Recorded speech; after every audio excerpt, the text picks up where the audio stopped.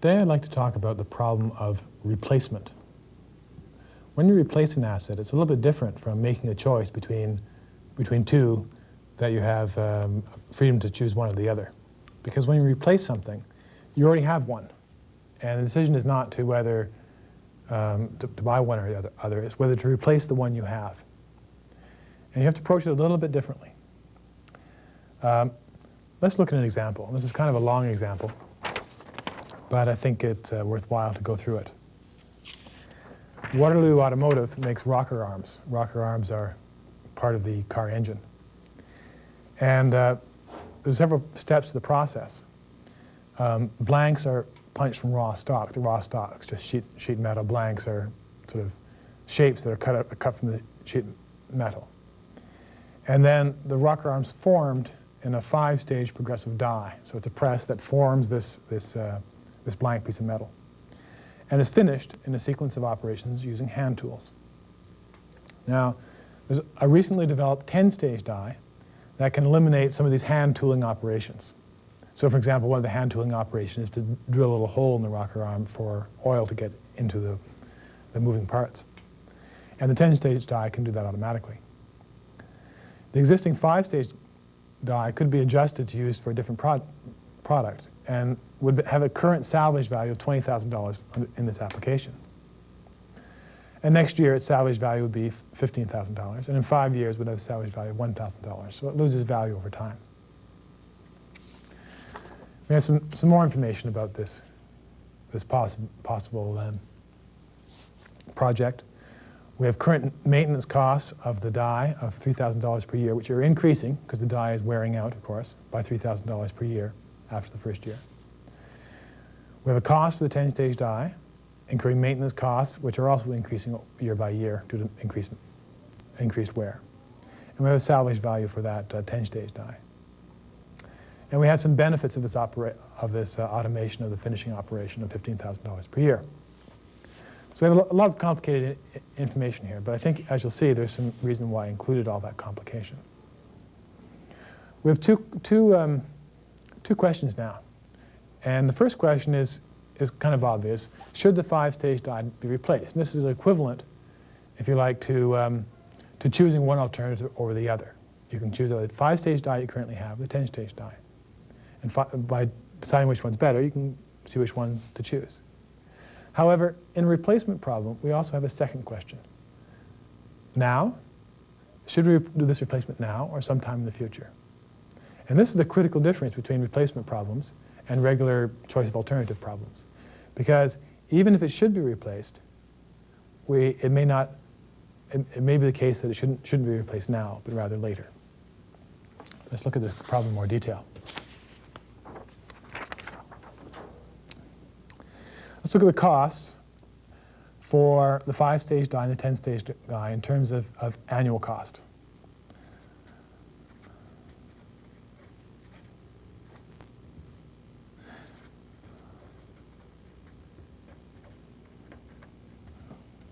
Now I'm going to divide this into two components for each of these alternatives: operating cost and capital recovery. From the information we're given in the question, we have operating cost of $3,000 per year, which are increasing at $3,000 per year over the next 5 years. So that's a gradient. And we're looking at annual costs, so we want to convert that to an annuity at the 10% interest rate we have over the 5 years. So that's the operating cost. That's obvious. But I'm going to add in $15,000 here as operating cost. Now, where that comes from is this statement here. The net yearly benefits of the automation of the finishing operation is expected to be $15,000 per year. Now, your intuition would associate that $15,000 savings with the new die. And we probably could have modeled it that way. But in many respects, it's more appropriate to recognize that that's really a cost of using the existing die. It's costing you $15,000 more per year. So I've put that in as the operating cost of the 5-stage die. The answer is no different from me putting it as a savings for the 10-stage die. But in fact, in practice, you probably see it more often in this location. working that through, that gives me $23,430. Capital recovery here seems a little odd because we're not actually buying this thing. We already have it. But we have to recognize that it has a worth now. Its worth is its salvage value now. And it's going to be losing value over the next few years. And we have to offset that worth with, over the next few years, to recognize that we're actually spending money that we have now by using it. So we can use our capital recovery calculation formula. And as you recall, we take the present worth, the present value of $20,000, that comes from the current salvage value, minus the salvage value, which would be the salvage value after 5 years of $1,000, times the capital recovery factor for the 5 years, plus that salvage value 5 years from now times the interest rate.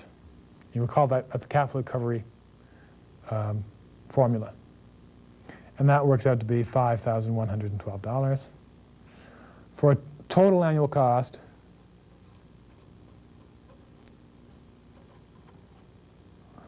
of $28,542.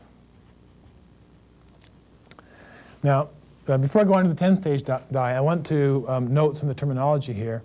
We call the existing asset the defender. You have it, and you want to see if it can defend itself against some better alternatives. So the better alternative we call the challenger, and that's the 10-stage die.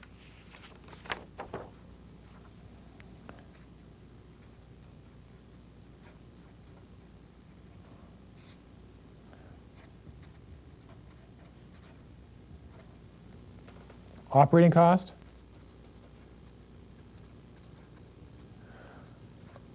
$4,000 plus $1,000 per year over an 8-year life.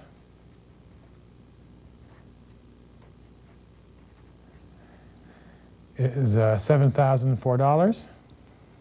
And the capital recovery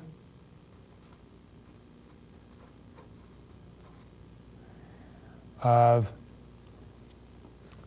$104,000 minus the salvage value after 8 years of $2,000. This is given in the problem. Use the capital recovery factor, 10% over 8 years. And also note that because we're using annual worth here, the fact that these things have different service lives is not important.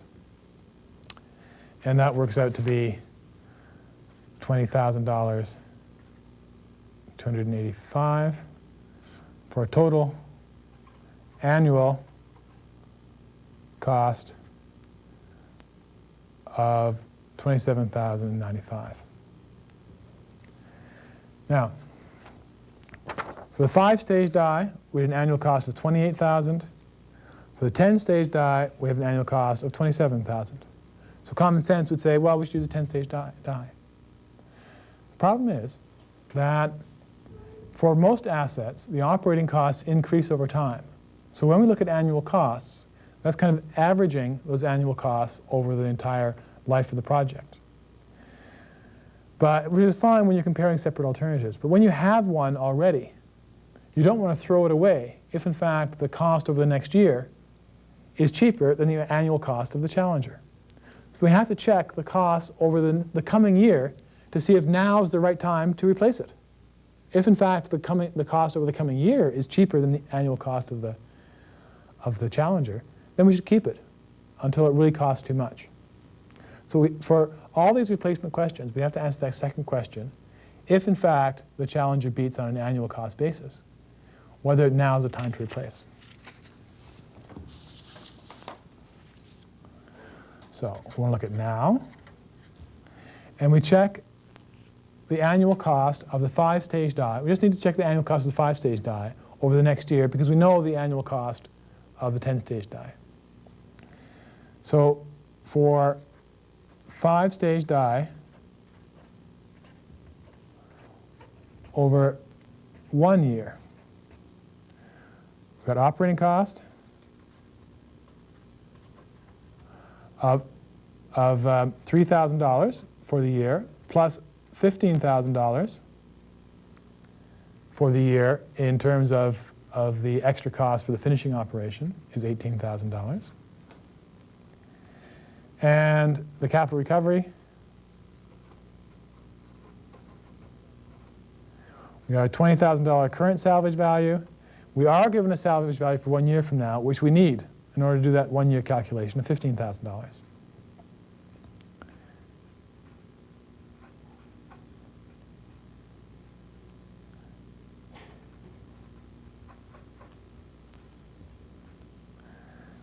Of then $7,000, that works out to be for a total of $25,000. So the question of now is, well, if we look at the cost of operating this 5-stage die over the coming year, it's $25,000. If we buy the 10-stage die, it's going to cost us, on average, $27,000 per year. So in fact, even though the 10-stage die is better than the 5-stage die, because we already have that 5-stage die, and it's cheaper the coming year, we should keep it. We should not change it. This is really important because unless you understand how replacement works, you may make the false recommendation or the false decision to buy the 10-stage die, and that's wrong. We will definitely be replacing the 5-stage die with the 10-stage die eventually, but not now. A year from now, you might want to assess it again. The situation will have changed. We don't need to look to find out exactly when we should change this, except perhaps for planning purposes, in which case we need salvage values for each of the years. But as far as making the decision goes, you know you're not going to replace that 5-stage die now. So the important point about replacement problems is to recognize that they are different from just choosing alternatives. The difference is because you already have something, and there's no sense in throwing it away if you can still get value out of it before replacing it. So the critical thing is to identify when to replace it. There are a couple of other complications of replacement analysis, which we'll look at in a subsequent talk. First one is how to choose the proper value to use when doing replacement analysis. And secondly, the idea of cyclic replacement. But those are reserved for a subsequent talk. Thank you.